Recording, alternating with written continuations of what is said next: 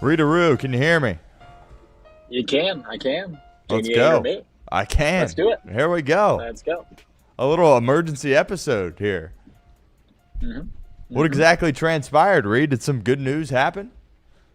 Well, that depends on your definition of good news. But you know, I'm driving home from Louisville. Got an early day. Got to come back here. It's pouring rain, and I get news that the Bengals made an in-season trade for Joe Flacco, and it's going to be Joe Flacco and a sixth-round pick for our fifth-round pick. And Stone, as I'm hopping on here, I don't know what your initial reaction to this, because I've got a lot of thoughts, but I'll let you go first. Yeah, I mean, look, they had to do something, right? I mean, we saw the product that was out on the football field with Jake Browning. It wasn't good.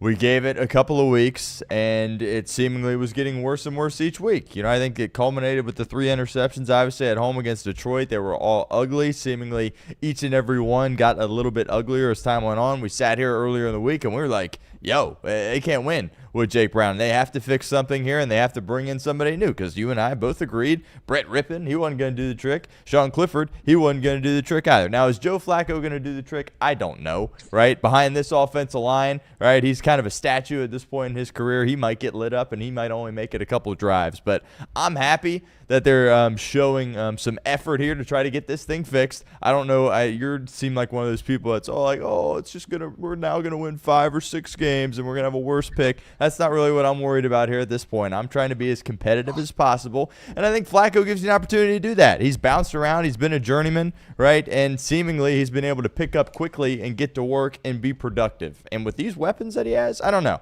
Am I going to sit here and say playoffs are back on? Absolutely not. But do I feel a little bit better with Joe Flacco at quarterback than Jake Browning? Yes, I do. And I don't think there should be even a question whether or not who is the starter against Green Bay. I get he's getting here. He's not even here yet, and they play in a few days. Oh, wow. But he absolutely should be that guy out there. Maybe, I'm sure he is here at some point, but when's he going to practice? I don't know. Is he going to be practicing today? I don't know. But he needs to be out there Sunday, and I feel better with Joe Flacco than I do with Jake Brown. Yeah, I mean, I guess it's to think that he's going to start this Sunday feels kind of very quick. Yeah. But then again, they're 2 touchdown underdogs, so what's it matter? You're going in there like, it's not like we're in a good spot to win with Jake Browning anyway, so yeah, you might as well. And you're bringing in the Packer killer. Yeah. The Packer killer. You already the man beat him. who beat the Packer 2 weeks ago, baby. This is a Packer. No, so here's my thoughts on this. And you've already alluded to what you think I'm going to say, which is nice. It means you know me a little bit. Yeah. But it is nice that when we went out and got a quarterback to replace the mightily struggling Jake Browning, that we got someone that can navigate around a pocket that's going to collapse very quickly, because that's in Joe Flacco's nimble age of 40, whatever he is.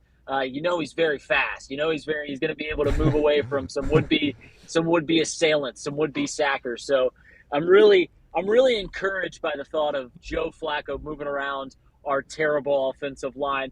But okay, so let's be real about a few things. Does Joe Flacco give the Bengals a better chance to win week in and week out? I think at this moment, without watching Joe Flacco play for the Bengals yet, I think it's safe to assume that answer is a yes. I think that is safe to assume based off of what we've seen at Jake Browning, which, by the way, Jake, I love you, kid, but think about how poorly Jake Browning had to play these past few weeks. How terrible he had to play to force our Bengals team, our beloved Bengals, to make an in-season trade. Like, that's how terrible he was. It wasn't hyperbole when we were walking away on Sunday going, like, I think that was the worst quarterback game I've ever seen from a Cincinnati Bengals quarterback. So that's how terrible he was. But as for Joe Flacco, it's pretty clear that he gives us a better shot to win. To win how many games? I don't know. The AFC North is seemingly open. I know you and Trace were talking about it on the show today. The Baltimore Ravens being 1-4 and likely going to be 1-5 after this weekend, they're still the favorites to win this division because no one trusts the Steelers and Aaron Rodgers. The Cleveland Browns are bad. Maybe slightly better than us Bengals, but they're bad. So the Bengals are looking at this, already winners of two out of their first 5 games, and they're saying, hey, I think we can still compete here. We've got an easy schedule in the back half of the schedule. We can get this done. We can win some games and be competitive. Maybe Joe Burrow comes back in December. We make this thing interesting, and that's what they're trying to do. And what did it cost them? It cost them about moving 2 rounds back in the draft because they essentially traded an early 5th-round pick, assuming that the Bengals aren't overly competitive. Maybe Joe Flacco wins, and it's a middle-round 5th-round pick for a late 6th-round pick because it's going to be coming from the Detroit Lions it's the Detroit Lions spot in the draft. It's coming from the Browns. So is it worth going and getting an established quarterback, however old he is, however depleted his talent might be, but someone who more than anything can kind of just distribute the rock to our fantastic, talented wide receivers and skill positions? I guess I'm cool with it. I guess I'm cool with moving essentially a round and a half to 2 rounds back to win some more games, be more competitive, give you a better chance to play. Did I imagine this would ever happen? No, which is why on the show, I always, anytime we talk about this, I'm like, guys, cut it out, because this is not how the Bengals operate. So I guess we'll see. I don't think he's going to play this Sunday. I don't care if he plays this Sunday off three days of practice. I mean, it's not like we have some advanced scheme here in Cincinnati that it's going to take him a long time to learn. It's not like it's a nuanced offense. So we'll see what happens. But, yeah, that's just my initial thoughts, is that it's pretty clear that Joe Flacco is going to give us a better chance to win. To win how many games, I don't know. Yeah.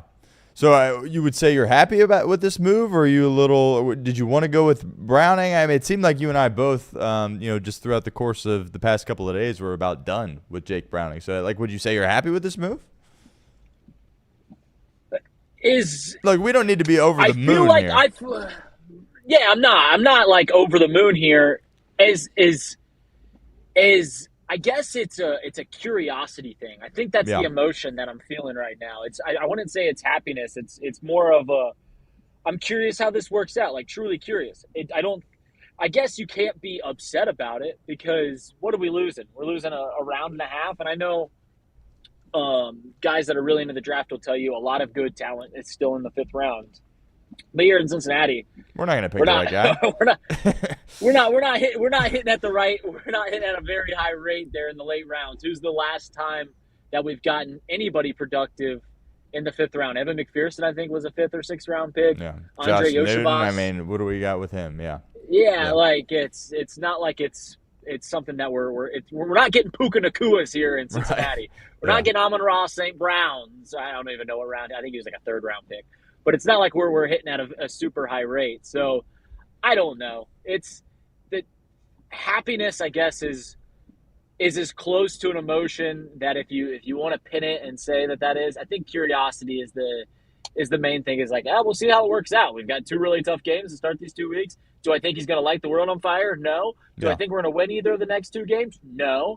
But maybe we'll look a little bit better, and maybe we'll be more competitive against the teams like the Jets and the Bears. What about are you happy with this move? Yeah, look, we talked about it throughout the week. Like, something needed to change. You couldn't just – the Jake Browning thing had run its course. We only could sit there for so long and say, well, he went 4-3 as a starter in 2023. Clearly, with a worse offensive line here and no run game, people forget about that. Like, that Bengals team in 23, they could run the football a little bit, and Jake Browning was able to lean on that a little bit. And, it's not a complete knock on Jake Browning. How many quarterbacks can go out there and be successful with the caliber of offense line Cincinnati has, their lack of creativity on offense from a play calling perspective, and no run game? There's not very many people on the planet that could do that. But at the end of the day, he was undrafted for a reason. I think you're starting to kind of see why over the course of the past few weeks. And with the talent that you have on this team, and some would say, well, there's not much talent on this team. Well, I know for certain that T. Higgins and Jamar Chase are 2 of the best wide receivers in the National Football League, and Jamar Chase is the best wide receiver in the National Football League. And you allocated all those resources to them,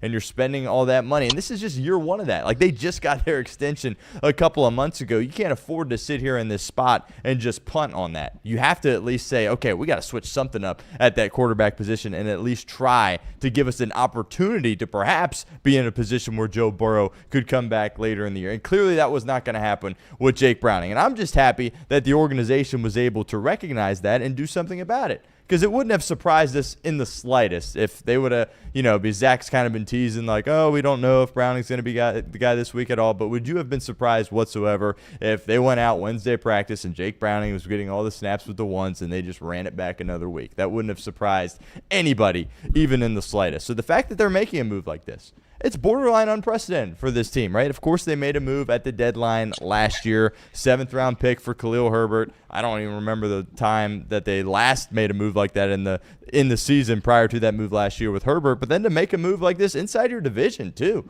I mean, with the Cleveland Browns. The last time they tried to get a trade with the Browns was in 2017, and obviously that trade with A.J. McCarron fell through. They couldn't figure out how to work the fax machine or whatever the case may be. I don't even remember exactly what transpired there. They tanked that one. They purposely did not get that one in because that was a terrible trade for them. Right. But, to get a move with Cleveland, I mean, you find, who else would you have rather had? I know some people would say Jameis Winston or Russell Wilson, but honestly, I would rather take Joe Flacco than Russell Wilson, right? I mean, Joe, you don't think so? That. I'm just talking big picture. All that Russ is going to bring at the podium and is just corniness that doesn't belong here in Cincinnati. Joe Flacco is a football guy, has been for a long time, has played a lot of football, has played high-level football, right? Has played in this division. How about that? I mean, now he's played for every team in the division apart from Pittsburgh, so he understands what the division is like. The Bengals obviously have a ton of games left in the division here, and I think there's reason to be excited. I mean, is the season back on? Or the Bengals going to the playoffs? Let's not get carried away here, but you feel better about their opportunities to win some games going forward today than you did earlier this morning with just Jake Browning. Yeah, so I never even really thought deeply about any of the potential guys that we could have gotten, like the Russell Wilson or the Jameis Winston, Kirk Cousins, you name them, because I never really thought this was on the table. I never really thought this was something that the Bengals would do. So let me ask you a question, Stone. Does this feel like a move of desperation from Zack Taylor or Duke Tobin, whoever's calling the shots? Does this feel like there's some pressure on Zack and he's like, hey, you guys got to get me some help? Do you feel like this is a move where Duke Tobin's like, man, I got some pressure on me to start winning.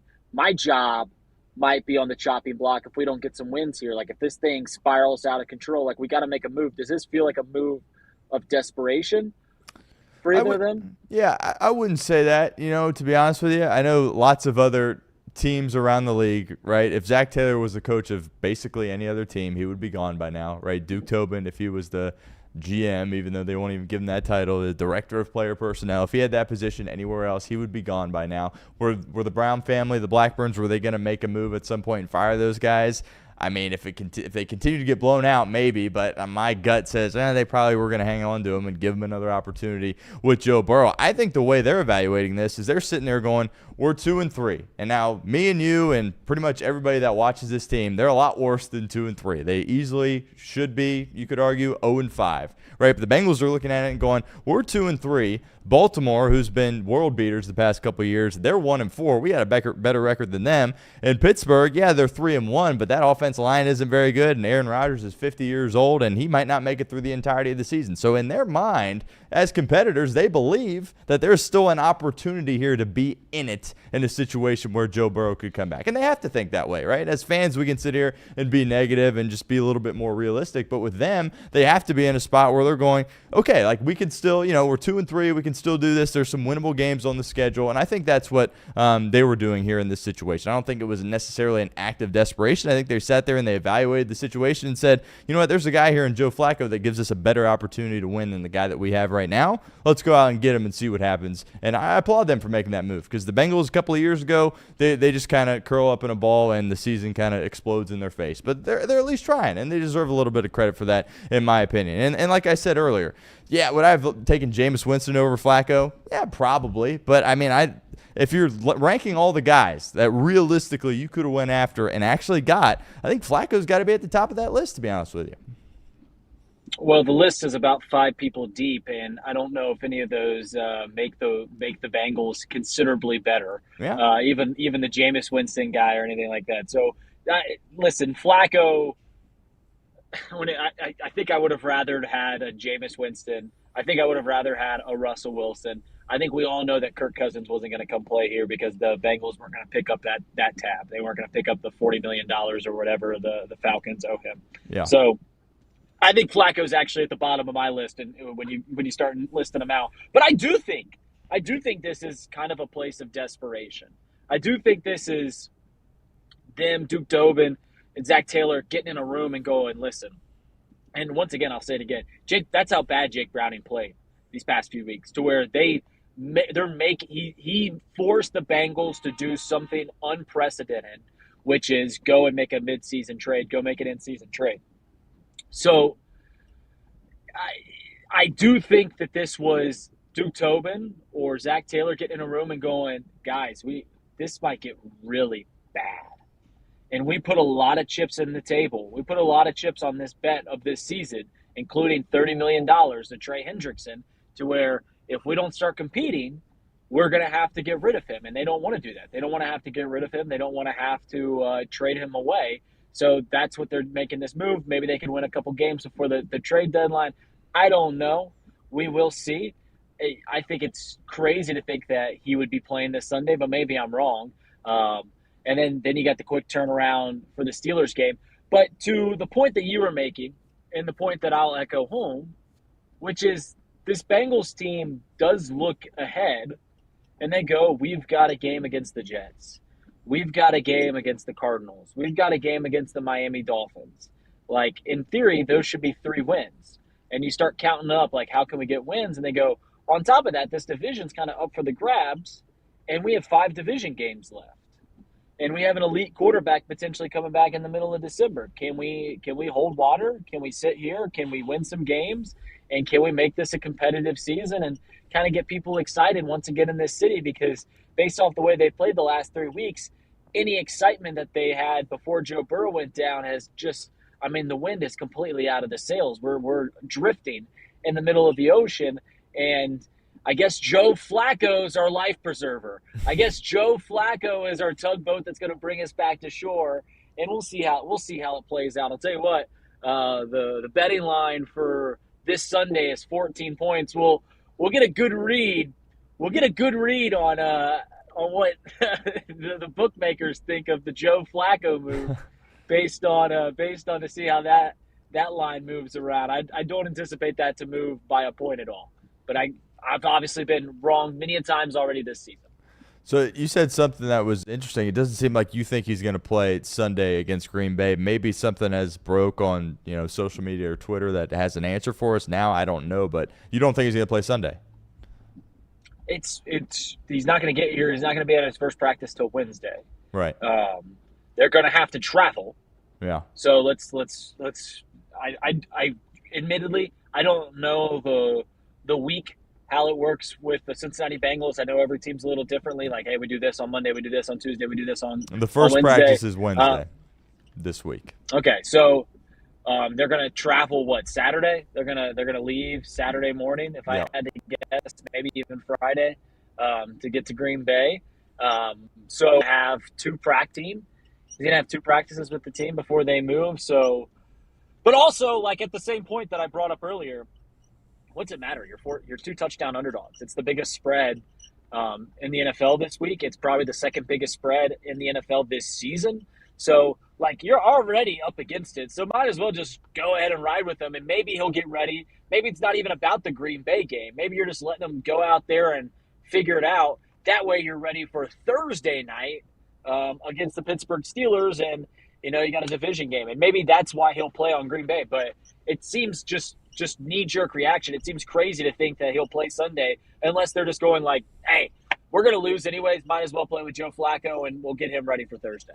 Yeah, that's interesting. Yeah, I think those are all good points there. I think me personally, I'm I'm going to roll the dice and say he's going to play Sunday. If they're making this move, they're giving up a 5th-round pick, which to me is like, whatever at this point. Like, we're sitting here on October 7th. I'm fine giving up a 5th-round pick. But obviously, if an organization that loves their draft picks, is very stingy about their draft picks, it seems like if they're going to make a move like that, they're not going to let this thing go another week where they potentially don't throw him out there. And then next thing you know, you're looking up, you're 2-4. Okay, now there's even, less room for error. And I'm not sitting here making the argument saying that I believe that, Joe Flacco plays, they're going to beat Green Bay. Not saying that at all, but I do think it would, if they're making a move like this, let's go to him, right? It's not like the guy hasn't played football this year. He was the starter for the Browns until a couple of weeks ago, right? Before last week when Dylan Gabriel took over. So, obviously it's a new system, all that stuff. He's got to learn, whatever. He's been around the block. I think he'll pick it up better than anybody, but it's not like he hasn't played football. Well, it's also like I don't think we're breaking the mold on schemes here in Cincinnati. True. I don't think anyone's like, man, this is an elaborate scheme. It's tough to pick up.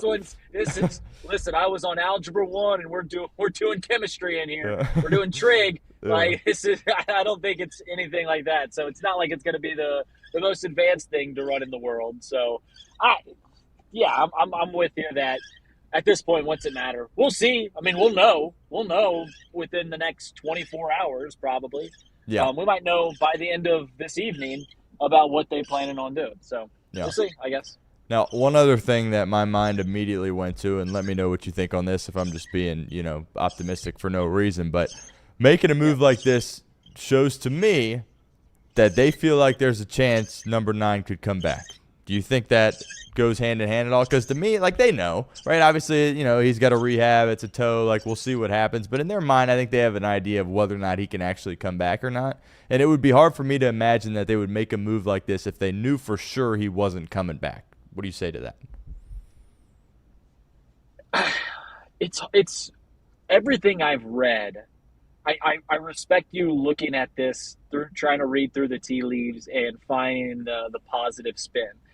Everything I've read on what Joe Burrow went through says that the most optimistic outlook is that he's going to play the final 3 weeks of the season. Like, that's the most optimistic, that he's going to be ready here. And based off of the way, and Joe recovered from the ACL very quickly. He apparently recovered from the wrist, kind of on par. I know there was that weird Twitter doctor that always was saying he'll never be the same, and then he went out and had the best season of his career last year. So I guess I can't speculate on how good Joe is at recovering. Yeah, I mean, like, if you're trying for a positive spin, sure, but I don't think it's that deep, as the kids say. I don't think it's that deep. I just think that they are trying to keep this thing alive, and I think that they said, like, hey, we've got some chips on the table here with Trey Hendrickson and some other guys, that we have to keep this alive as long as we currently can. And more than I think this is truly the biggest thing this is about is how terrible Jake was. Like, how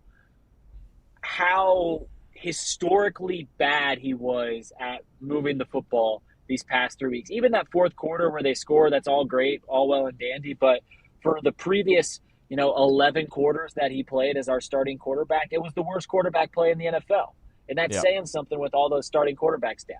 So I think they kind of were forced their hand. And if I had to guess, there was an exact moment in the game, because you normally, you can take in all these things and you can deliberate decisions as long as you can. There's normally one offsetting thing where you go, okay, yeah, we got to make this move. And my guess is it was either that interception to start the third quarter or interception at the end of the first half, where Zack Taylor just thought in his head, we've got to go get a new quarterback. We've got to go get a new quarterback. Or maybe it was Duke Tobin, this can't happen. This no longer can happen. So I don't know. We will see, I guess, is the grand scheme of things. I guess get excited because your Cincinnati Bengals made an in-season trade for a borderline Hall of Fame quarterback. So a Super Bowl winning quarterback. That's the headline in the Evening Post for the Cincinnati Bengals is Bengals trade for Super Bowl winning quarterback. Maybe we'll get John Harbaugh next year when they fire him, and then we'll just run it back with the entire 2012 Ravens. Ask if Ray Lewis is available, and maybe the other Ray too. Get them all back. Yeah, maybe the other Ray isn't available, but Right. Ray Lewis might be. Yeah. Yeah. That other Ray, he had some issues. But as it relates to Just a this, few. as it relates to this offensive line, let's talk specifically about that. Joe Flacco doesn't move. Right now, he's tough and he can take some shots. He's a big No. dude and he's not easy to take down. Like, He's what big. is your Good arm. like? How do you think this is going to go? Is he going to get the ball out of his hands quick enough? Is he going to get sacked a million times? Is he going to get hurt? Is he going to get drilled? Because I know you don't think necessarily he's going to play against Green Bay. I'm a little bit on the other side. I do, but I'm looking at this. I got Rashawn Gary. I got Micah Parsons. You may have heard of him. Edgerrin Cooper and Quay Walker, those linebackers. I mean, they're going to get after it. And the Bengals got two rookies on that offensive line, and Jalen Rivers and Dylan Fairchild, and their left tackle that they're paying all this money absolutely stinks. How is he going to look behind this offensive line? So it's a tale of two things, right? Two conflicting things. Joe Flacco is significantly better at deep balls than Jake Browning. Jake Browning did not have the arm strength. Joe Flacco in his 40s still has better arm strength. And he's bigger and taller, so he can throw it over the middle of the field, which I think is a great advantage for this Bengals offense, especially with all the weapons that we have. Jake Browning really couldn't do that. Jake Browning did not go over the field all that often. He normally just worked on the sideline. So that's great for Joe Flacco, and that's great for our offense that pairs pretty well with us. The problem is, for those plays, either deep threats or over the middle, they typically take some time to develop, take some time to develop. And with our offensive line and the inability for Joe Flacco to move, I don't know if he's going to have that time. If he does, I think we're going to be just fine. I think we're going to move the ball very, very well, and I think he's going to make smart, wise decisions, and maybe some bold things, take shots downfield. But the problem is we're going to have to probably get him some extra protection. We're going to have to use Samaje Perine, Drew Sample in ways to be a sixth man back there to help protect Joe Flacco. And I guess we'll see. I think that we will see both things come to light. I think we will see big plays to Jamar Chase and T. Higgins and Andre Yoshivas and Mike Gesicki over the middle of the field, downfield. I also think that we are going to see a lot of balls thrown away and a lot of sacks because Joe Flacco is going to have to get rid of it, or he's going to take his lumps. And I think we're going to see both things. Hopefully it's the former and not the latter more of. Yep, absolutely. And I know you got to run here soon, but last question for you. When you look at the schedule, as we've broken down the schedule a million times, does this get you any more wins? Do you win any more games because of this? First thing I said when I hopped on here was that this team is in a better spot to win with Joe Flacco than Jake Browning. I truly believe that at this moment. We'll see how I feel in about 3 weeks. I'll give it at least to the Bears or the Jets game. My arm is getting so tired, as you can tell. I'm moving around holding this phone. I'm trying to anchor it the best I can. I think maybe Owen. Owen. Like, I think that the same teams that we win with Jake Browning, whenever I do the math of how we get to the postseason, I circle those last 3 games, which gets us to 5 wins. I circle the Jets game, which gets us to 6 wins. And then I go, where can we find 3 more wins? Where can I find 3 more wins on this schedule? Okay, we split with the Steelers. Okay, that gets us to 7. Where can we get 2 more wins? Is it the Bears? Is it the Patriots? I think with Joe Flacco, you get 1 more win. I think with Joe Flacco, you can get 1 more. Okay. Do you think this gets us more wins? Yeah, I do personally. What you have, it wasn't even close with Jake Browning, and I know it's going to be a little closer with Joe Flacco. And he showed that earlier this year. Was he great? Is he a top quarterback? No. Is he the bottom quarterback in the league? Maybe. But he's still a starter caliber quarterback. Jake Browning's not. I don't even know if he's going to be a backup anymore going forward. So it's a significant upgrade at that position. I think there's reason to be excited about it. We're going to make the playoffs and go on this crazy run. We don't need to get carried away, but there's reason. I feel better. Again, you think he might not play Sunday, but I feel better flipping the TV on and I see Joe Flacco instead of Jake Browning. Yeah, I mean, you're going to get a big league effort. You're going to get a professional effort. I'll finish with this question because you just talked about Jake Browning and if he's going to be a backup anymore. How much money has Jake Browning lost by having to play this year? Yeah.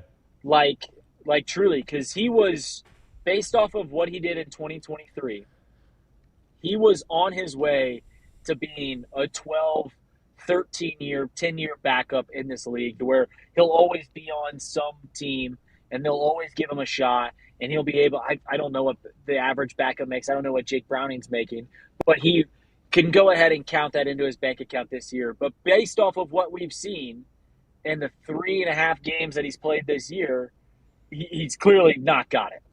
He's clearly not got it to be a NFL level quarterback. He doesn't have the arm strength, doesn't have the decision making, doesn't have athleticism, doesn't have the accuracy. He's pretty much missing on everything there. I don't know what the heck happened in 2023, but had a bit of a run game. It's pretty clear. It's pretty clear that here in 2025, he's cost himself millions and millions of dollars by simply having to do his job, which is kind of funny to think about. It's tough for him, but he's clearly lost himself some money. Yeah, absolutely. I totally agree. I mean, like, if he doesn't play this year at all, Joe Burrow plays the whole rest of the way. They want to keep Jake Browning around for 2026 because what he did in 2023. That's what it is. If you're a backup, you have a few opportunities to go in there and produce. They're going to want you to be a backup. But then if you go back out there and you struggle as bad as Jake Browning, I can't see an NFL team wanting or having confidence in him being a backup. All right. Well, let me hop off here because my arm's about to die. Yeah, no, hey, Reed, I appreciate you hopping on. I know everybody was excited to see it. We missed you on Off the Bench. We'll see you again next week. Maybe I'll get you to be a guest on my show. I know you keep dancing around that, but maybe someday. Hopefully soon. Maybe tomorrow. Well, I think this was your show. I saw the intro on this little live thing. I think you're just pumping the Stone Shield show. Yeah. Hey, I respect the hustle, brother. I got to get back on there. See you. All right, see you, brother. All right, that is Reed Mouse. The Bengals have traded for Joe Flacco. How about that? Now, we're flying by the seat of our pants here. I'm doing this myself. I'm producing this myself. I know Craig Sandlin. I was talking to him before we hopped on with Reed. I know he's got some interest in hopping on and giving some of his thoughts here. So as we are live here, I'm going to try to do some multiple things at once and try to send him a link and see if we can't get Craig Sandlin on the show. But that is the news of the afternoon. We speculated this morning. We were kind of making the jokes of, continuing to refresh our phone, try to figure out, hey, had the Bengals made a move yet? And they simply were not doing that. But finally, here about, an hour or so ago here at this point, the Bengals make a move, and Joe Flacco is going to be the guy here in Cincinnati. I think there's reason to be excited about it, to be completely honest with you. I do think there's reason to be excited about it. Are the Bengals going to go on and, win the Super Bowl or make the playoffs? I don't know about that, but I think there's definitely reason to be excited. It looks like Craig is now in here as I try to get this figured out here. Stand by. We'll have Craig Sandlin here in a moment. And Craig, can you hear me? We made it. How about it? Can you hear me? Live. Yes. Let's go. How about it? How we doing? Look at you, man. An absolutely professional, bringing me in on the fly. Yeah. Had a chance to tune in there at the end with you and Reed. Appreciate you guys getting live and talking about this, and a lot of exciting things happening. I know Bengals fans, I think, were looking for the Bengals to do something. I don't know if Joe Flacco was the first choice for most fans, but I think it's definitely an upgrade at this point. Absolutely. It looks like somebody's helping us out. I don't know if it's Casey or whoever, but somebody just threw a quote up on the screen. I'm going to read it real quick, and then we'll get back to what we were talking about. But it's from Adam Schefter, and the tweet says, Bengals would like their new quarterback Joe Flacco to be ready to play Sunday at Green Bay. What are your immediate thoughts on that? I thought that's what they were going to do. Reed kind of had a different point of view there. He thought maybe they would wait it out another week, but I think this is the right call. What say you? Yeah, well, we heard from Zack Taylor yesterday during his media availability talk about how he wanted to have a decision by Wednesday morning's practice. So here we are on Tuesday. They've made their move. They've got their guy. They went out and they got a veteran that they believe can go out and learn this system quickly. Now, the problem with Jake Browning is that they oversimplified this offense and they put him in a position where he didn't go through any progressions in order to truly make a decision when it came to where to throw the ball. And I think we saw that multiple times on Sunday where he threw the ball to his first read and multiple times that was the wrong read. I don't think you have to worry about that with Joe Flacco. He's going to understand the pre-snap read of the defense, and he's going to have a better opportunity to be able to make the right decision on where to throw the ball based on his pre-snap reads. Now, how big will that playbook be on Sunday if he does start? I don't know that answer, but what I can promise you is, I think you and Reed were talking about, the one thing that we know about Joe Flacco is that he has the arm to compete in this type of an offense. He's got guys on the outside and Jamar Chase and T. Higgins who can run the deep routes, can go up and get the ball for him. And we're not going to have to worry about what we saw on Sunday where they had guys potentially open downfield and Jake Browning just unable to make that type of throw.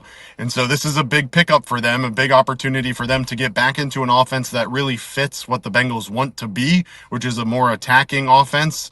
And I think Joe Flacco fits that and is a lot closer to what we were hoping for with this year with Joe Burrow than what we've seen so far with Jake Browning.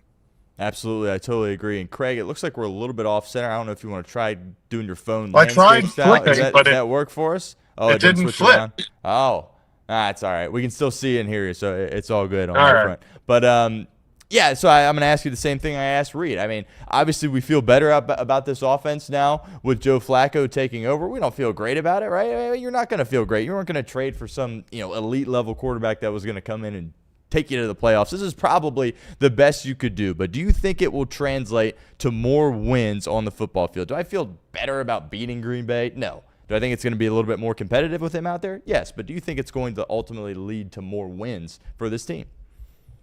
Well, I think the Bengals were in a position where they weren't confident in being able to beat teams like the Jets anymore. Right. Right? I think that's the biggest thing is it's not a question of will Joe Flacco get you as many wins as you may have gotten with Joe Burrow, but I definitely think he gets you more wins than you had with Jake Browning. And I think that's the difference, right? Because what was happening was Jake Browning was costing you games and was giving the ball to the opposing team way too much, right? We saw it obviously in Minnesota. That game got away, right out of the gate due to 5 turnovers, and then Minnesota ran away with it. We saw it again on Sunday, Jake Browning with the 3 interceptions on 3 terrible balls that, again, ultimately was the difference. I know that we kind of talked about it in the post-game show, but the Bengals gave up 14 points on 2 touchdowns where they had to go a total of 45 yards and able to score that touchdown. And that's a game that realistically, if you don't have those turnovers deep in your own territory,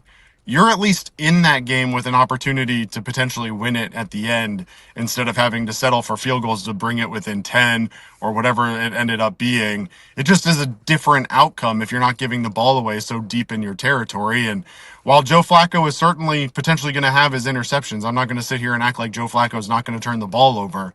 I think what Joe Flacco does do is he gives you a more competitive opportunity to not turn the ball over, where Jake Browning was basically giving the ball to the Lions. I think Joe Flacco is going to avoid that. There will be teams who will make plays on him, but I don't think you're going to have the silly turnovers like we saw from Jake Browning and the lack of talent turnovers that we saw from Jake Browning too.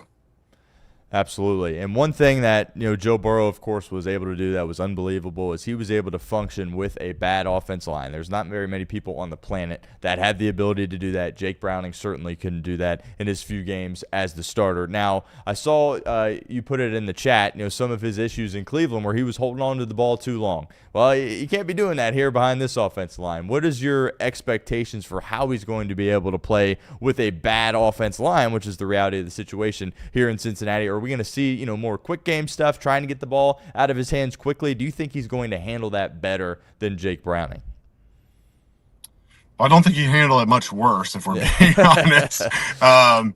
No, I think he is. I think you're getting a veteran presence here who's seen everything, right? And this is a move where I know a lot of people wanted Russell Wilson, they wanted Jameis Winston, they got Joe Flacco, and I think realistically what it comes down to is that Zack Taylor wanted another mind on the offensive side of the ball to help them prepare. And I don't know that Zack Taylor's ready to admit defeat as an offensive play caller. Obviously, he talked at his press conference yesterday about retaining play calls, but he needs someone out on the field that's an extension of him, right? Setting that offensive line up for success by reading the defense and pointing out the mic and understanding where the pressure is coming from to be able to move the pocket when necessary, to be able to audible when necessary, and to be able to read pressure when necessary so that if they are bringing pressure and blitzing, that he's able to get the ball away quicker and make sure that the defense doesn't have time to bring that type of pressure. The difficulty that we've seen is that the Lions were able to get pressure on Jake Browning by only bringing 4. And we saw it even at the end of the game on that safety where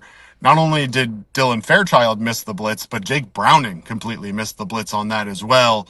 And I think that's the difference. You're not going to have that with Joe Flacco. Maybe there will be growing pains in the first week with Green Bay, especially with the talent that they have and what Jeff Hafley has done as the defensive coordinator there. But in general, I just think that Joe Flacco is a more intelligent mind behind the line of scrimmage to be able to set up his offensive line for success and be an extension of Zack Taylor and Dan Pitcher out there to make sure that everybody is in the best position possible to be able to succeed. Sure. And the Bengals are also a team that, in my life, certainly, and probably forever, have been really protective over their draft picks. We haven't seen them make a lot of trades, right? It was borderline unprecedented when they made the move last year at the deadline for Khalil Herbert, just giving up a 7th-round pick. Now, there's going to be some people out there that are saying, oh, the season's already a complete waste. Now you're just going to get a worse draft pick in the first round, and you just gave up a 5th-round draft pick, and you're going to need that because you have so many holes on this team. I don't really view it that way. I'm sitting here going, we got a 2-3 team. Yeah, it feels like we're a lot worse than that, but it's October 7th. I'm not worried about what's going to transpire in April. Are you bent out of shape at all about giving up this 5th-round pick, or you understand that they needed to make a move and you're okay doing something like this? If this was a different front office, I might be more concerned. Yeah. But this front office has not really shown a great ability of being able to scout talent and to be able to develop that talent. And so by making a swap for a 5th for a 6th, are you really changing that big of an outcome when you have the front office that you have with Duke Tobin and the Browns? I don't really know that that's the case. The scouting department hasn't really been great. Outside of the clear, no doubt picks that they've had when they're in the top 5 picks of the NFL draft, which maybe some would say just keep the draft pick and become a top 5 draft pick. But I think we heard from Zack Taylor yesterday that the AFC is wide open. You look at the playoff picture on Tuesday morning, and guess where the Cincinnati Bengals are sitting? They're sitting the first spot out of the playoffs right now.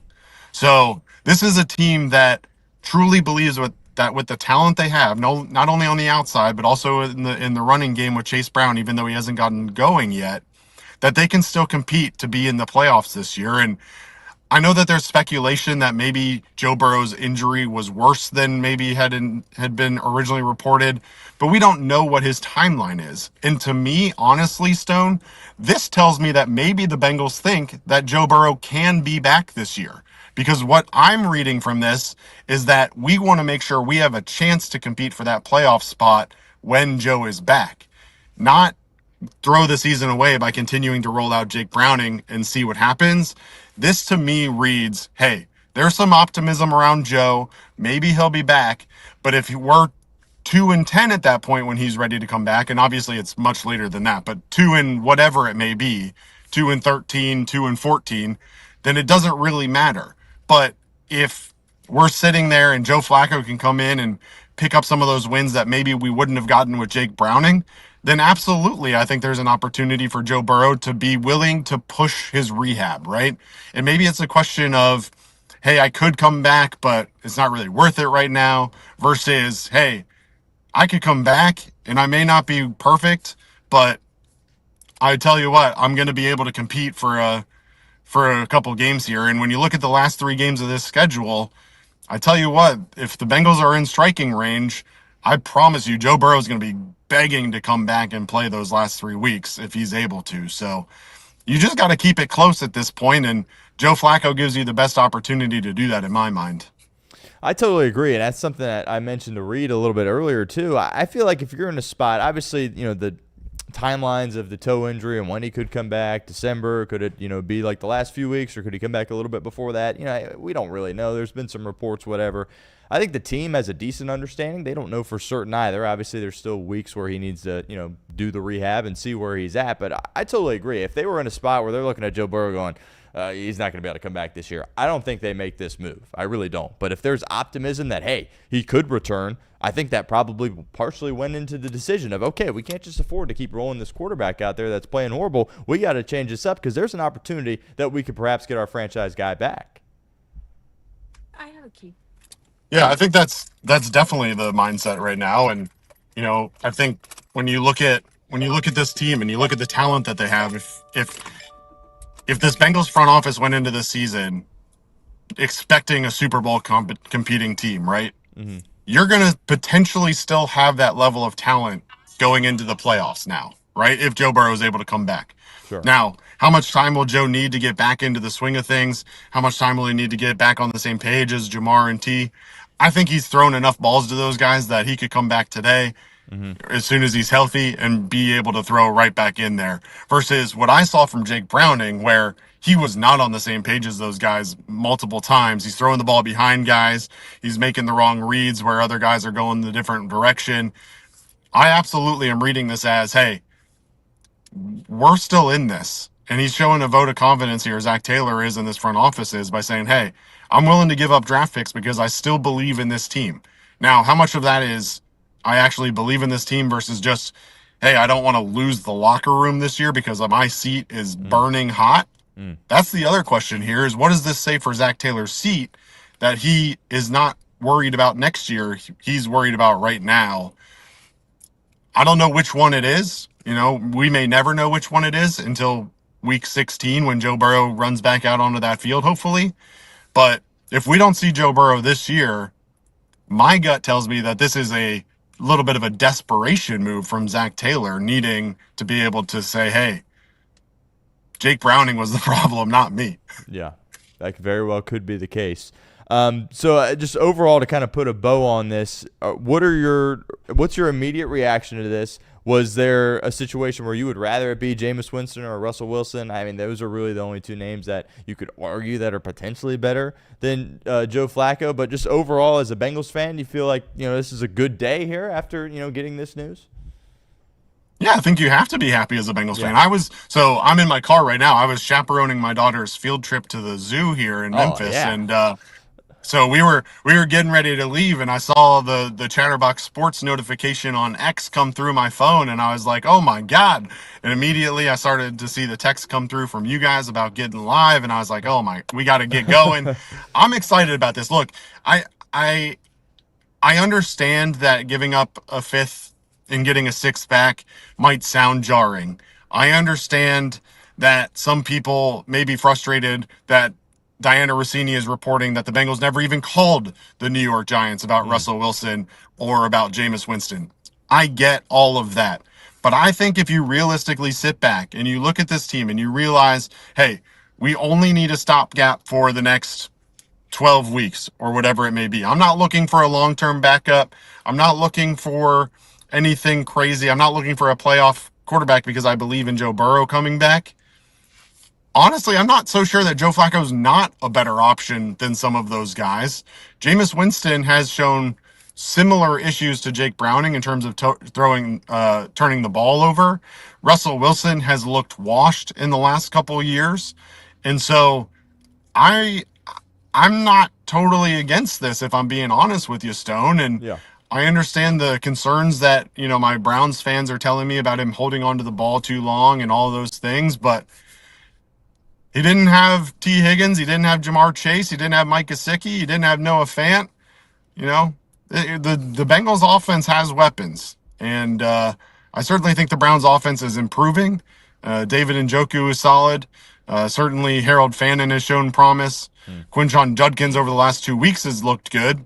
And Jerry Jeudy is Jerry Jeudy. But I think if you were to ask me as a quarterback, do I want the Browns' weapons and their offensive style, or do I want to play for the Bengals? If I'm Joe Flacco, I'm pumped up, right? Like, I'm still in the league because I want to have a chance to make one last playoff run, right? Right. And he may or may not be the starting quarterback when that time comes. We'll wait and see. But I promise you, Joe Flacco's here to show that he's still got it. And my gut tells me that he's going to be a better fit for this offense than what Jake Browning has shown so far. So I'm excited for it. Are you excited for it? Oh, absolutely. Absolutely. Again, this isn't something that we, get the champagne bottles out. We're going back to the playoffs for sure. But, like, you feel way better today than you did, or feel way better this afternoon than you did this morning, I think. And, we were sitting there this morning like, oh, do you go with Brett Rippon over Jake Browning? I'm just sitting there like, Browning's been awful, but I don't have any confidence in Brett Rippon being any better. But, bringing in Joe Flacco, yeah, I got confidence that this thing's going to look a little bit better offensively. And the big thing to me, and obviously all dependent on the offensive line, how they hold up, but the down-the-field passing game, I think, is something that can open up here a little bit. And you've got guys that are threats down the field, and Higgins and Chase and Flacco, 40 years of age, he can still push it down the football field. And I think that's something that should be really exciting as well. Because Jake Browning, he doesn't have the arm strength to make those kinds of throws, and I think you've seen that. Yeah, that interception that he threw deep down the right sideline on Sunday, where he just underthrew the ball by 15 yards and it went straight to Kirby Joseph. I mean, I put my live reaction out there, but that was a terrible ball. And then you talk about the T. Higgins post route where he, again, threw the ball behind and over T. Higgins on a post route that very easily could have been a touchdown if he leads T. Higgins into the open space, or at very minimum been a big gain. Instead ended up being an interception again. So, or knocked away, I don't remember. But either way, Jake Browning very clearly showed that he doesn't have the downfield accuracy or strength to be able to do exactly what the Bengals want to do and be able to stretch the field. In the Lions game was a perfect opportunity. They run a ton of man and they run a ton of single high safety, and Jake Browning wasn't able to take advantage of it. Joe Flacco would have been able to. This is a move that I think positions the Bengals to be much more competitive moving forward. I'm not going to sit here and act like Green Bay is a must-win by any means, but when you get past that and you look at the Steelers and the Jets and the Bears, you're talking about probably needing to go 2-1, if not 3-0. And then I think you come out of the bye with the Steelers again, right? So, in those 4 games, you need to go 3-1. And that wasn't happening with Jake Browning. You were going to be lucky to go 2-2. Now that you've got Joe Flacco in the mix, you give him a week this week with Green Bay, give him the game there, and then turn around and try and go 3-1 against Pittsburgh, the Jets, the Bears, and then Pittsburgh again.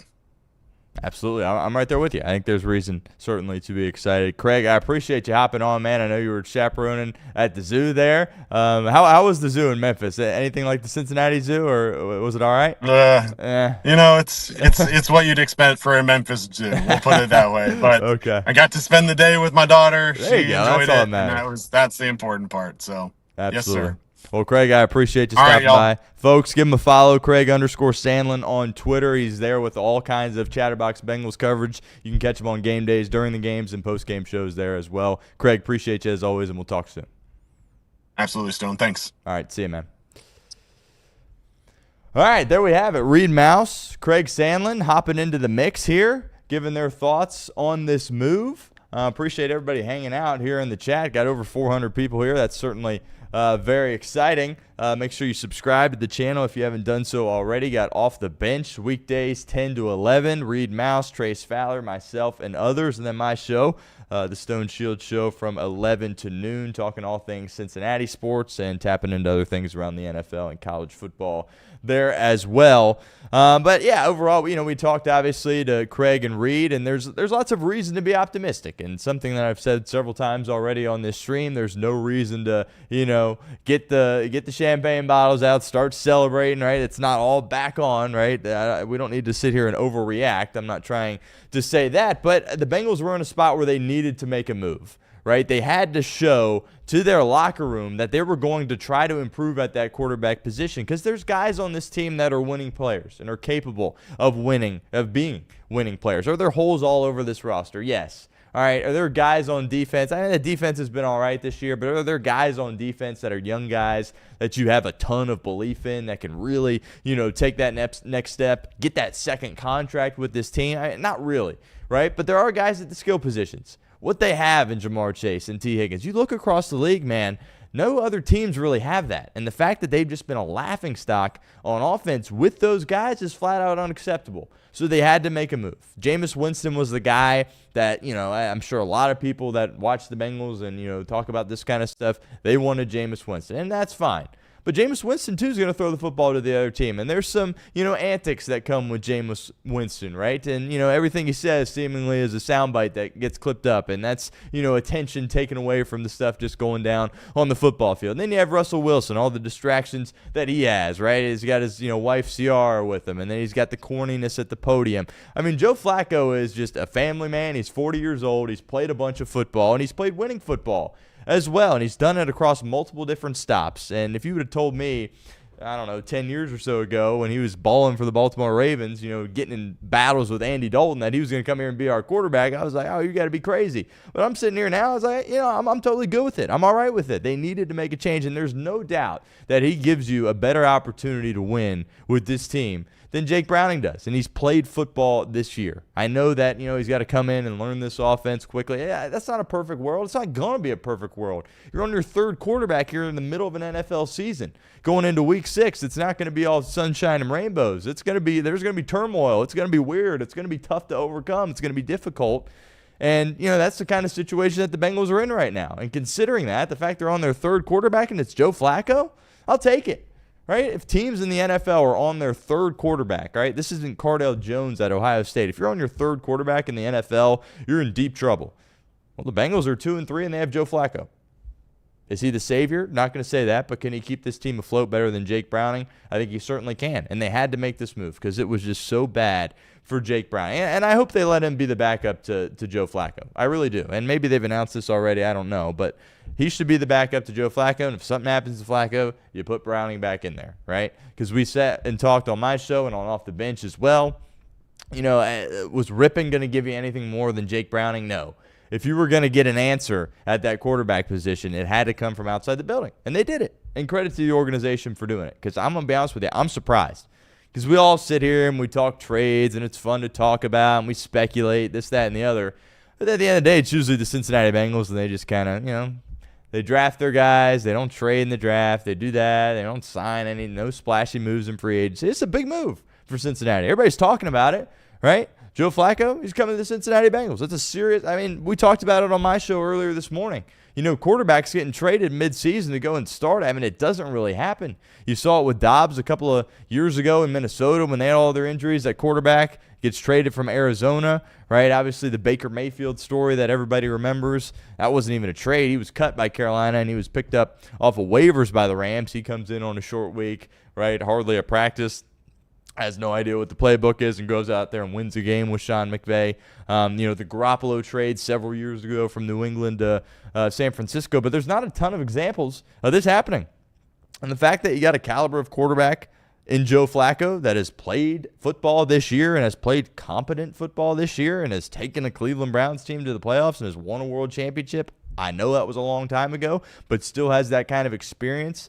You're not going to get the deer in the headlights look from Joe Flacco. You're just not. And unfortunately, you kind of got that from Jake Browning in recent weeks, watching him play the position, right? And you could just, you felt bad for him just as a human, right? And he's out there, he's borderline crashing out there on the field. He's hitting his helmet. He's frustrated. He's just beating himself up at the podium after the game. And as a human, you're like, dang, you feel for him. But at the end of the day, he was an undrafted guy. He was put in a tough spot.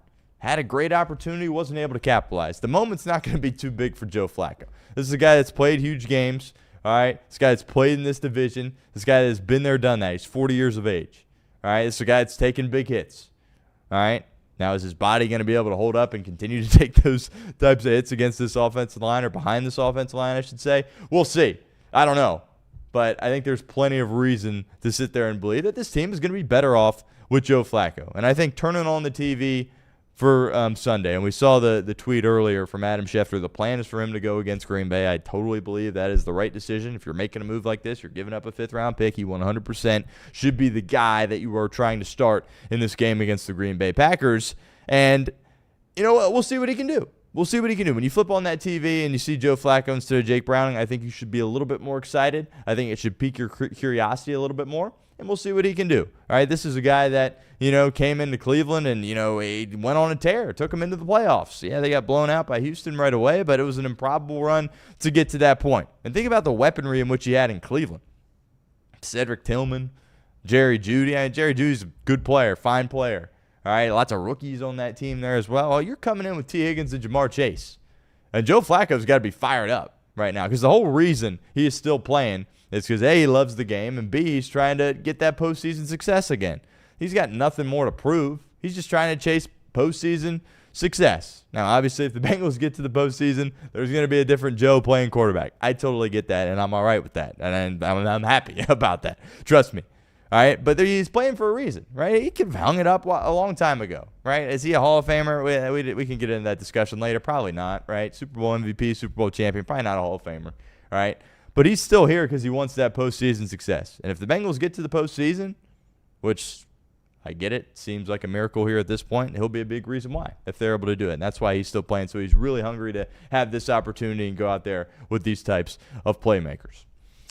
All right, so there's been people saying read the Super Chats in the chat, and I don't see any Super Chats, but there is something here from Nate, and it says Flacco is going to get killed behind the offensive line. Malpractice, we didn't even call the Giants for Jameis or Russ. Flacco better go to the Steelers next year and capture all 4 Infinity Stones. Look, would you rather have Jameis Winston than Joe Flacco? Maybe, but there's a lot of nonsense and a lot of non-football stuff that come with Jameis Winston and Russell Wilson. And the Bengals aren't in the business of doing that. All right, they're 2-3. All right, they're trying to get less eyeballs on them because when there's more eyeballs, it's just people in the national media ripping them apart as an organization.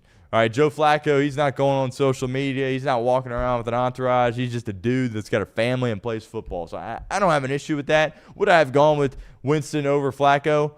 Yeah, probably. All right, I get that. Fine. But Joe Flacco, I do know, has a big arm, right? And he can get the football down the field, and that excites me, right? And he's been there, and he's done that, and he's won in this division, right? People don't, you've played a different side, you're a journeyman, you've played all these spots. He's played in Cleveland, he's played in Baltimore. He knows what this division is like. And despite the fact that the Ravens are totally different and don't have a defense, and the Browns obviously still stink, and the Steelers, who knows what they've got going on, I think it means a lot because it's still, at the end of the day, AFC North football, and he's been a part of it. And like I said, I think the biggest thing is that he's not going to shy away from the lights. The lights aren't going to be too bright. He's going to go out there. He's going to do his thing. He's going to be tough. He's going to be a good leader for you. He's going to be mature. He's going to say the right things. He's going to try to get the ball to his playmakers, and he has the ability to push the football down the football field. And I certainly think that is exciting. All right, we'll try to get to some more people here in the chat are obviously saying some stuff here. Let us know, obviously, what you think, obviously, in the chat of this move. We've still got over 300 people in here hanging out, so might as well continue to hang out for a little bit and talk about this move. Joe Flacco going to the Cincinnati Bengals. Again, we got content here every day, live content. Off the bench, 10 to 11. Reed Mouse, Trace Fowler, myself, and others. And then my show, The Stone Shield Show, 11 to noon. All right. Everett says Stone makes me want to watch the show tomorrow. I mean, Everett, I appreciate you and I love you, but you watch it every day. All right. So just continue to come back. We appreciate you, and we certainly thank you for that. Adam taking a bit of a negative approach here. The biggest myth of all time in football is Joe Flacco has a big arm. He throws up prayers. No zip on his passes. I've watched Joe Flacco play quarterback for a really long time. He's got a huge arm. All right, and the arm still has continued to stay with him despite the fact he has aged. There's plenty of examples in his time in Cleveland, when he was with the Jets, even the Eagles, of him chucking the football down the football field. Not enough zip on his passes. Okay, maybe, fine, but I can assure you one thing, he's got more zip than Jake Browning, and that certainly is promising there as well. Joe says, fan Chase should be ready to roll. Should be, all right? This should bring new energy and new life to this football team. Because the past few weeks, it's as bad as it gets in the National Football League. This isn't college, right, where you can go out there and, get beat that bad and you just kind of lace them up the next week and give it your best. When you get blown out like this in the NFL 3 consecutive times, and we talked about it earlier in the week, the scoreboard, didn't exactly indicate what exactly was transpiring in the game against Detroit. Looked a little bit closer when you look up at the scoreboard, but let's be honest, it wasn't close at all right? 3 touchdowns in the fourth quarter, 21 points. It wasn't close. All right, and this is a change needed to happen. Absolutely. Stone, were you in elementary school when Flacco was drafted? That is Alex Wallace. Appreciate the question there, Alex. Well, let's see. When was Joe Flacco drafted? I was born in 2000, so obviously I would have been in elementary school around 07, 08 through then. So, yeah, I would say so. I may have even been younger than that. Because first grade? That was, yeah. It's been a while. It's been a long while. Joe Flacco's been playing football my whole life. He's like one of those. Obviously, he's younger than Brady and Manning and those guys. But for me, he's one of those last guys still hanging on. Right. There was just such a glory era of professional quarterbacks when you had the Mannings, Brady, Phillip Rivers, Breeze. You can even throw Matt Ryan. Obviously not at that same level, but you could throw his name into the hat there as well. And then Joe Flacco kind of came on the scene early out of Delaware, going to Baltimore. And, yeah, some great battles with Andy Dalton. That was the thing about Baltimore is, when the Bengals, growing up when, Dalton and Carson Palmer were playing whatever, the Bengals would just get abused by the Steelers, but they always hung in there against the Ravens. They beat the Ravens a lot, to be honest with you. And those were some crazy battles there with Joe Flacco. And it's flat out weird that he's going to be the quarterback here in Cincinnati. Hopefully it goes well. What else we got? James, Browns should have beat the Bengals if his receivers didn't drop easy catches in the fourth quarter. Bengals receivers are much better than the Browns and just need a distributor. There we go. I totally agree with that, James. The Bengals didn't go out there and win that game week 1 against Cleveland. The Browns went out there and lost it. I got no issues sitting here admitting that. Same with Jacksonville the following week. Bengals haven't gone out there and won a football game, grabbed it by the horns and taken it. They haven't done that this year. That's just the reality of the situation. I totally agree. The skill players and the weaponry that he has at his disposal now here, 4+ hours south here in Cincinnati than he did up in Cleveland, obviously is much, much better. But the offensive line obviously is a question. Lack of a run game, certainly an issue there as well. But it's going to crack me up seeing Joe Flacco out there with stripes on his helmet.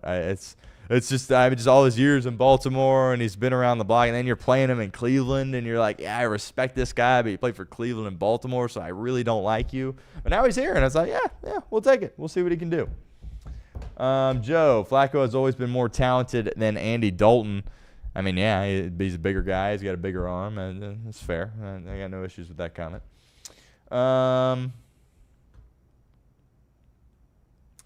Mike Hart in the chat. I appreciate the love there, Mike. What else we got here? Somebody says Flacco won a Super Bowl 14 seasons ago. Yeah, again, I'm not sitting here saying the Super Bowl run's back on. I'm not saying that at all. All right, I'm just saying you're better at the position here this afternoon than you were this morning with Jake Browning. That's it. And there's reason to be optimistic about that, considering what's transpiring in your division. All right, with the Ravens stinking up the joint, along with the Cleveland Browns. And, of course, the Pittsburgh Steelers are 3-1. Yeah, they play Cleveland this week, probably going to be 4-1. Then you look beyond that, they got some tough games on their schedule. That offensive line, Tomlin, defensive coaches, they've always struggled getting the offensive line. Offensive line feels like it's been an issue for 7 years with Pittsburgh, right? And that was probably a reason why Roethlisberger retired when he did. So I think at some point, Rodgers is going to take some serious shots, and I'm certainly not rooting. If somebody gets hurt, I obviously would never do something like that. But it's hard to imagine Rodgers getting through the entirety of the season. There's a real chance that you got backups all over the board. When you're talking about the AFC North, we'll see how Lamar and his hamstring go. But yeah, that's a real possibility. Craig brings up a great point. Craig obviously was just on the show, and now he's in the chat. He says, yeah, this is the guy that beat the Packers a couple of weeks ago. Wasn't pretty. Didn't score a ton of points. But at the end of the day, Cleveland claimed victory in that game at home in Cleveland. Now he's going to turn around and play them again in the jungle. And now, obviously, the Browns, they got a really solid defense. They got some dudes. They got Myles Garrett. They got some guys that can cover in one-on-one situations. I question whether the Bengals have any of that. Obviously, they have Trey Hendrickson, and he is a threat to get to the passer. But, yeah, he just beat Green Bay. Let's see if he can't pull the miraculous and obviously do it again. That would be pretty significant. We'll see. I'm interested to see if the line moves at all. It was 14.5 this morning with Browning. Does that go up with Joe Flacco? Does it go down? That certainly is something to monitor. P. Crawley says, Jake didn't grab us the Jags win. You can give him credit for the Jags win if you want. All right, the Jaguars went out and lost that game with the turnovers. I'm a Bengals fan, but that wasn't PI on Travis Hunter. All right, that was a gift.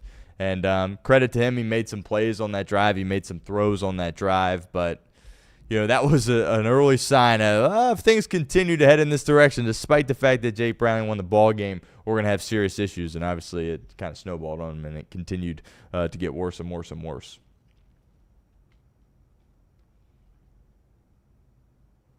All right, what do we got? Keep the thoughts coming in the comments section. Thoughts on the Bengals acquiring Joe Flacco, 5th-round pick. Can't believe it, honestly. Can't believe it that they made a move. Something we also talked about was this. Craig says there's a certain place that has it out at 14.5, which is what it was prior to the move. So we'll see if that moves at all or not.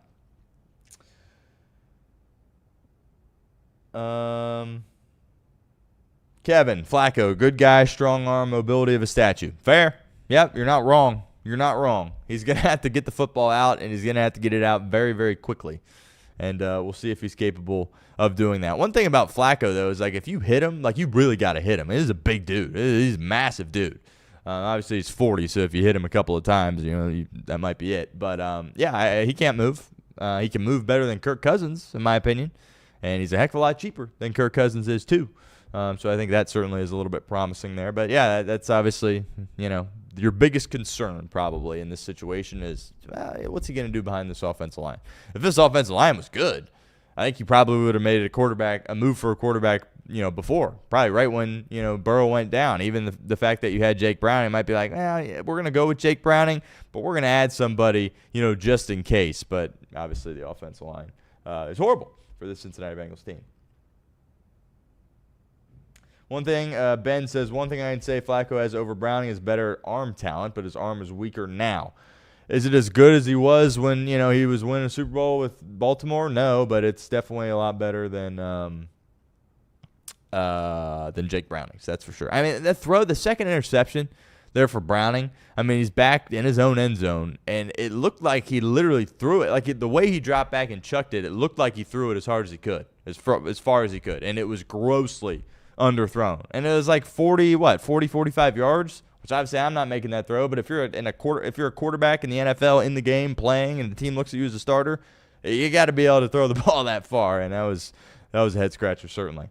Casey says time to take the Bengals plus 14.5. Yeah, sign me up. 2 touchdowns, NFL game, former Super Bowl MVP out there leading. Sure, I'll take him.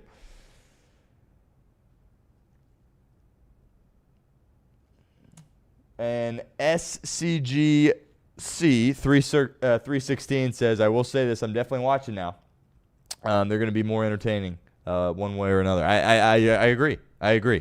And that's something they needed this, right? It's just everything about the past few weeks, even the crowd at home. It was Lions fans everywhere. What are we doing? They just needed a switch. They couldn't keep running out the same thing, the same group of personnel on the field. And in the NFL and in football, the quarterback is the biggest thing. Obviously, you can switch. They needed to do it, and they did. And I think that's certainly very exciting. David, I'll bring it up again, but if everything aligns and Burrow comes back and we're within striking distance for the playoffs, are we concerned about Burrow coming back out of sync in December? Look, I don't want to get too far ahead of ourselves here. There's people that say I'm too optimistic about the Bengals. That's fine. But if the Bengals are in a position where Joe Burrow is back and they have a chance to make the playoffs, I mean an actual chance, not last year where it's, they got to win the final 5 games and then this team needs to lose and that team needs to be that team and then they could technically tie, but if that doesn't happen, they need – no. If they can come in a situation where they borderline control their own destiny and Joe Burrow comes back, everybody should be back in. The whole city. Come on in. All right, now I know he's got, the slow starts when he starts the year, right? And then would he have a slow start coming back from injury? Maybe. But with number 9 out there, if you're in a position where you get number 9 back out on the football field and you have a chance, the season kind of feels like a win based off all the what we've had to go through to get to this point, to be completely honest with you, right? Does it feel like a win from our expectations coming into the season? No, absolutely not. All right. But from where we're at right now, where it's 2-3, feels like we're 0-5, can't do anything right. We're getting blown out. Got the opposing team's crowd in our stadium. no play calling, creativity. Defense, are they good? Are they not? Well, we don't really know because you look up and they're down 28-3 because our offense keeps giving the other team the ball in plus territory. So if Burrow comes back, I mean, just look out. But we don't want to get too far ahead of ourselves here, right? We got Green Bay, 14-point dogs. Let's not get carried away. Balancing truth. He can still sling it. Slants and post patterns become effective again, and fading defenses and chucking down to Brown with screens, etc. And don't forget, players will respect his leadership. Yeah, I think, look, is he going to come in and be a captain? No, but he's going to come in, he's going to have a veteran presence, and there's going to be guys that understand, okay, he's been there, he's done that, he's a little bit older, well, a lot a bit older, but he's had success in the league. And I think he'll be immediately respected. And Zack Taylor, I want to read this off real quick if I can find it. This is what, Charlie Goldsmith had this on Twitter at CharlieG_. In 2022, Zack Taylor on Joe Flacco. I see a guy who has seen everything. He plays with confidence, poise, and plays on time. He can make any throw. Still very true. Obviously, he threw some picks this year. And, that's Jake Brown was throwing picks. That's obviously not very, very good. And he was also benched by the Browns. So these are all very true things. But Zack Taylor's got a lot of respect for Joe Flacco, and I think clearly he has more confidence here in Joe Flacco to execute his offense, take care of the football, get the ball to his playmakers in space, all the things that you need to do in order to be successful. And I think that's why you saw him make the move. Zach's got a lot of confidence in Joe Flacco, and I think he should. I think he should have more confidence, obviously, than he does in Jake Browning.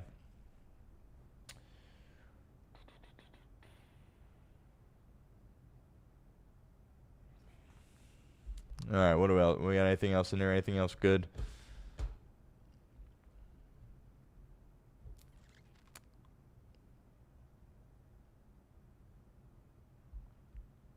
Yeah, ultimately we'll see. We'll see. Bengals make the move. Joe Flacco coming to Cincinnati, and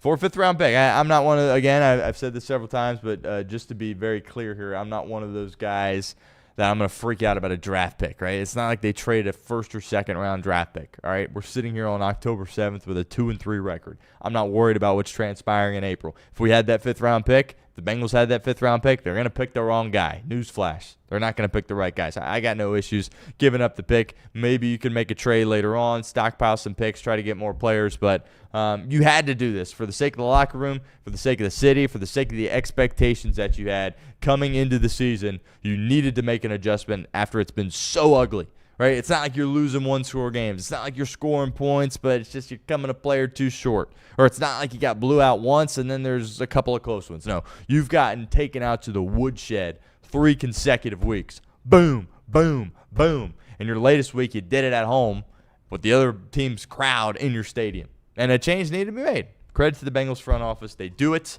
And I think it's exciting. I think it's exciting. We're all going to tune in now. We're going to see.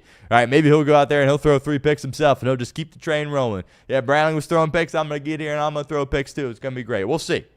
We'll see. But there is a chance that he shows you a little something, and this offense kind of shows a little bit of life because there's pieces on this offense. We all know that. And I think that is something people should be excited about. But we did want to go live here at Chatterbox Sports with the news. Obviously, very significant news. Bengals trading for a quarterback. And Joe Flacco, the plan looks like they're going to try to start him against Green Bay. I think that is absolutely the right call. Big shout-out to Reed Mouse. Big shout-out to Craig Sandlin. They joined us live. You can catch Reed most weekdays on Off the Bench, typically. He's out for the remainder of this week. He'll be back next week. Perhaps get him on my show tomorrow. We'll see.